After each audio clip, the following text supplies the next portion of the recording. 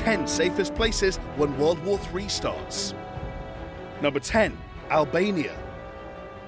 Where better to hide from war than in a country where the streets are literally paved with bunkers? That's the case in Albania thanks to Enver Hoxha. Despite all the faults of the communist dictator, including labour camps and Stalin-esque purges, his paranoia led him to build a potentially life-saving range of shelters across the country. Built to protect the public from suspected Soviet attacks, or perhaps just to inspire fear in the populace, there are over 700,000. That's one bunker for every 4 Albanians. Hoxha initiated the widespread creation of the structures after ordering the original engineer to stand in one of them while a tank fired at it. It's not a stretch to say that Hoxha was a little unhinged. Most are simple pillar boxes that will protect people from artillery, but there are a series of larger underground nuclear shelters for the military elite, making Albania the second most tunnelled country in the world after North Korea. The bunkers have a proven track record too, having been used by townspeople during the 1997 Civil War and in border villages during the 1999 Kosovo conflict. Not to spoil the party, but there is one tiny problem with hiding out in Albania. It's kind of the filling in an apocalyptic sandwich, since it's slap bang in the middle of NATO allies and Russian powers. And, well, those guys don't tend to get along. But hey, at least there are lots of lovely bunkers. Number 9. South Dakota.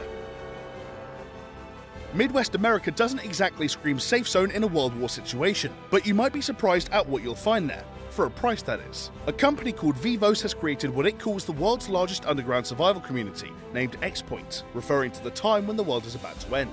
X-Point is the result of a growing culture of survivalism in the States. Often derided for being paranoid, these people believe that the best way to survive a worldwide catastrophe is to be prepared for the worst, from World War III to a zombie apocalypse. According to the company, for a measly $25,000, you can take out a lease on one of the 575 shelters at the site until the 3rd of October 2115 to ride out the war in style. They can withstand a 500,000-pound blast, are complete with fully self-sufficient water facilities, and even have on-site security from military-trained guards. But from there, it's on you, so you're going to have to pay if you want the basic luxuries like, well, everything. Even the basics, come to think of it. The bunker camp was made from a repurposed military ammunition base and is at least 160 kilometers away from any known target in the United States. So in theory, you should be pretty safe, if not in medium to serious debt.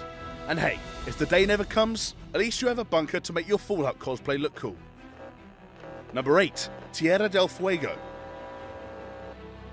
If World War III really did happen, and it might not be that wild a prediction, nuclear annihilation has to be at the top of everyone's fears. So Tierra del Fuego could be the place to head if you're worried about radioactivity, as a study by an editor of the Bulletin of Atomic Scientists claimed that it would be the last place to be affected by nuclear fallout. That's because it just happens to be the furthest point from any nuclear state, and what's more, it's home to peculiarly strong winds, up to a blistering 100 kilometers per hour. That means that even if fallout did reach the so-called land of fire, the radioactive particles would likely not cause much of a problem. And if you like some ironic double meanings with your facts, many places in Tierra del Fuego are named after the end of the world because its location is so far south that it's basically the end of the earth. Number 7. Greenland. One way to avoid annihilation is to head somewhere that isn't just virtually impossible to find on the map, but also somewhere that very few people would care to look. Who says hide and seek is just for kids? If that sounds like a good idea to you, then Greenland has just the place, but you probably can't pronounce it. The remote fishing village of Hittekortormiite can be found at the furthest edge of the snowy Danish territory, accessible mostly by snowmobile or dog sled. It has a tiny population of just 452 and zero military significance. Even if someone was hell-bent on invading, they'd have a pain of a time getting there, as it's blocked off by sea ice for as many as 9 months of the year. And on top of that, you'd be virtually immune to resource wars, since the majority of the town's food supply comes from local hunting. But while military assaults are of no concern there, you'd better watch out for polar bears. Thanks to global warming, they've been migrating closer and closer to the town in recent years. Still, it's better than being blown up. Number 6. Australia. Good old Oz probably isn't high on a lot of people's priority lists for safe havens during a war, given its involvement in everything from World War I to the War on Terror. But there's a boatload of reasons to lay back and crack open a tinny while the world gets on with it. For one thing, you're never going to run out of food, as it's one of the world's major exporters and sends out enough food to feed 76 million people annually. In other words, a country the size of Germany. That gives the country a good amount of security from potential adversaries in Asia, as countries like China have become increasingly reliant on Aussie produce to feed its growing population. And if nukes are a worry, rest easy knowing that the distance from other continents means that, outside of a direct strike, nuclear fallout would likely have no more effect than smoking on death rates. And even if someone managed to defeat the Australian, British and US navies to get there, the vast outback provides excellent protection and it's a mammoth task to take it. Oh, and there are these guys to contend with. Number 5. Antarctica.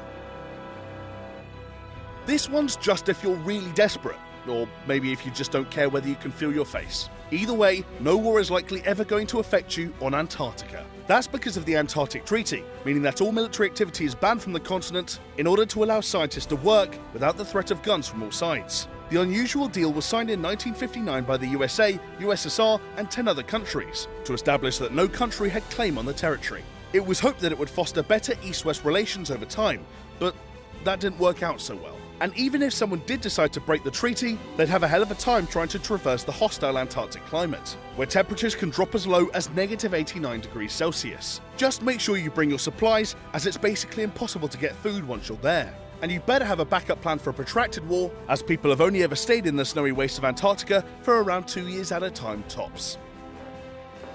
Number 4. Switzerland.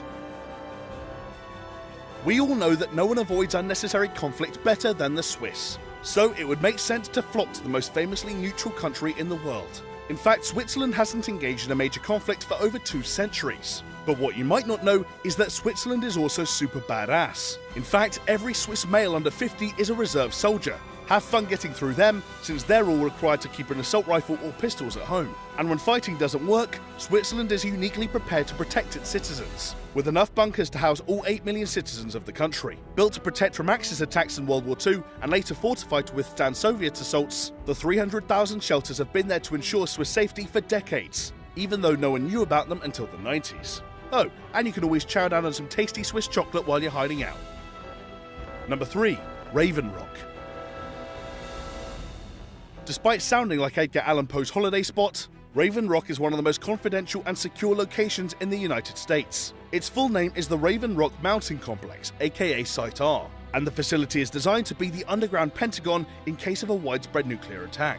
Initially completed in 1953, the Pennsylvania complex can hold 3,000 people in its underground city-like structure, and was even used by Dick Cheney after 9/11. And it's fully kitted out for long-term living, complete with power plants, reservoirs, a gym, and even a snack bar if you feel like treating yourself for escaping the apocalypse. But as a relic of the Cold War, it might not hold up too well against a modern thermonuclear strike. Even so, Site R is still likely the go-to base of US operations in the case of a major war, so it's pretty damn safe.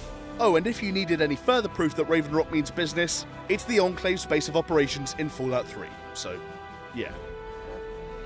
Number 2. Pindar.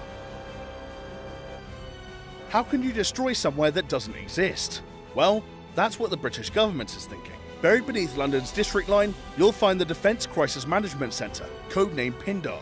The £120 million secret bunker was built to protect the military, high-ranking politicians, and possibly the Queen if needs be. Completed in the 1980s, this structure can withstand everything from military assaults to nuclear warfare, and even electromagnetic pulses, massive electric shocks that can knock your electronics out cold. Despite the extreme secrecy around the venue, a rare photo shoot revealed that it's where operations would be handled in the case of a catastrophic attack on London. There's even a full television studio built in, probably just for public service broadcasts, although it might be fun making your own TV shows if you get bored.